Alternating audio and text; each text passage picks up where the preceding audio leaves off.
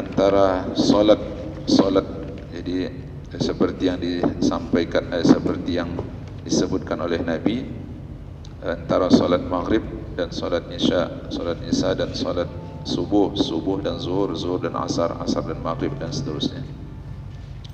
Wa rawahu al-Bukhari aidan min hadis Utsman, dan Al-Bukhari juga meriwayatkan dari hadis Utsman, annahu tawaddaa fa ahsana al-wudu'a, bahwasanya Utsman ibnu Affan berwudu sama lalu dia membaguskan wudunya.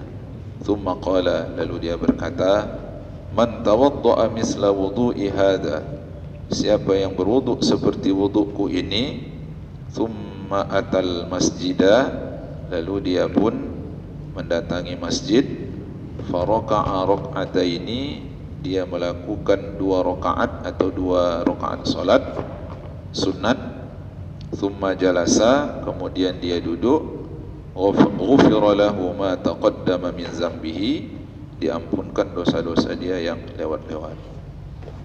Jadi wudu yang dilakukan dengan sempurna, kemudian setelah wudu lalu melakukan solat sunnah, itulah yang kita kenal dengan solat sunnat wudu. Itu menjadi penyebab Allah mengampunkan dosa-dosa seseorang. Taqaddam, dosa-dosa yang lalu. Sikit lagi. Siapa ini Ustaz Jali? Tidak.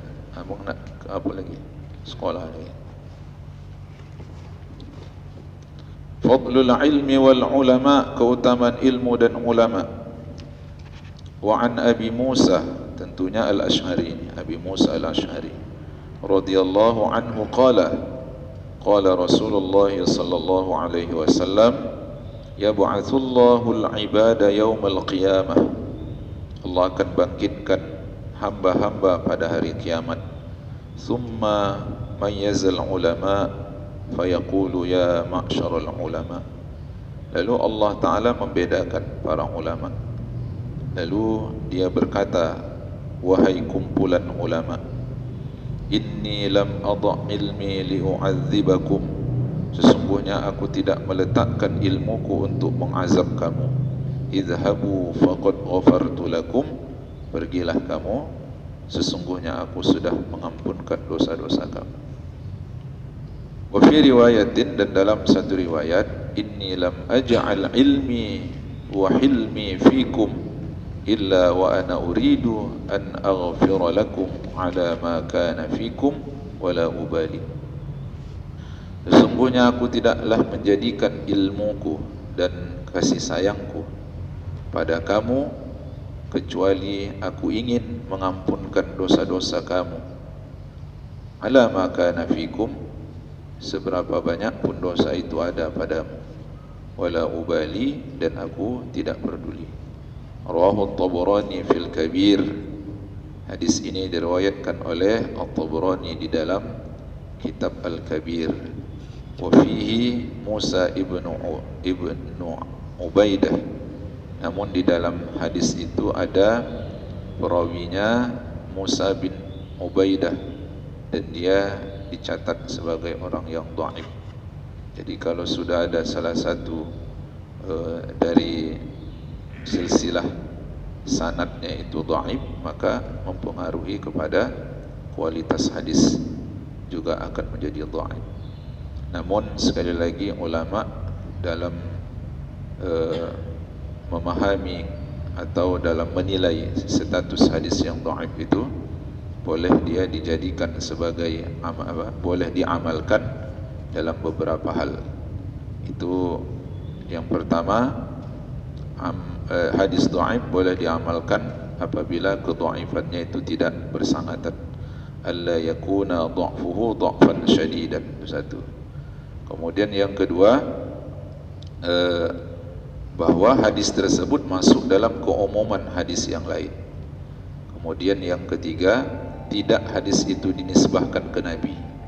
Jadi hadis yang dhaif jangan dinisbahkan ke Nabi, karena dikhawatirkan bukan dari Nabi, sehingga kita akan selamat dari menisbahkan sesuatu yang tidak dibuat oleh Nabi. Baru kemudian yang ketiga, yang keempat, bahawa hadis dhaif itu tak dipakai dalam penetapan halal dan haram, lalu tidak juga dipakai dalam penetapan masalah akidah. Jadi hanya dalam fadail a'mal saja, halal dan haram tidak, dalam masalah akidah tidak, dalam masalah jual beli pun tidak, dalam fadail a'mal. Kemudian al-muadzin ahlun li maghfirah. Muazzin ini juga orang yang ahli maghfirah, orang yang mendapatkan keampunan dari Allah. Jadi tugas muazzin itu tugas mulia. Wa an ibni Umar radhiyallahu anhuma qala, Ibnu Umar radhiyallahu anhuma berkata, qala Rasulullah sallallahu alaihi wasallam, Rasulullah sallallahu alaihi wasallam bersabda, yughfaru lil muadzin muntaha adanihi, diampunkan dosa-dosa muazzin sepanjang azannya. Wa yastaghfiru lahu kullu radbin wa yabisin sami'ahu, dan semua yang kering, semua yang basah dan yang kering itu memohon ampunkan untuknya, sami'ahu, tatkala mendengarkannya. Rawahu Ahmad bisanadin sahihin, hadis ini diriwayatkan Ahmad dengan sanad yang sahih. Dan hadis ini juga memperkuat firman Allah Subhanahu wa taala, wa in min syai'in illa yusabbihu bihamdihi walakin la tafqahuna tasbihahum. Dan segala sesuatu bertasbih memuji Allah, akan tetapi mereka saja yang tidak faham dengan tasbih-tasbih segala sesuatu itu. Jadi benda-benda mati itu pun itu adalah makhluk Allah yang sedang bertasbih. Makanya disyariatkan untuk meletakkan seperti tanam-tanaman di atas kuburan, karena memang tanaman itu pun adalah makhluk Allah yang yusabbihu bihamdihi, dia bertasbih memuji Allah. Wa rawahu Ahmad bisanadin sahih, hadis ini diriwayatkan Ahmad dengan sanad yang sahih. Wa an Sa'd bin Abi Waqqas, dari Sa'd bin Abi Waqqas radhiyallahu anhu, an Rasulullah sallallahu alaihi wasallam, dari Rasulullah sallallahu alaihi wasallam, man qala hina yasma'ul muadzin, siapa yang berdoa atau mengucapkan zikir ketika dia mendengarkan muazzin, wa ana asyhadu an la ilaha illallah wahdahu la syarika lah wa anna Muhammadan abduhu wa rasuluh, raditu billahi rabba wa bil islami dina wa bi Muhammadir rasulah, ghafartu lahu dhunubahu.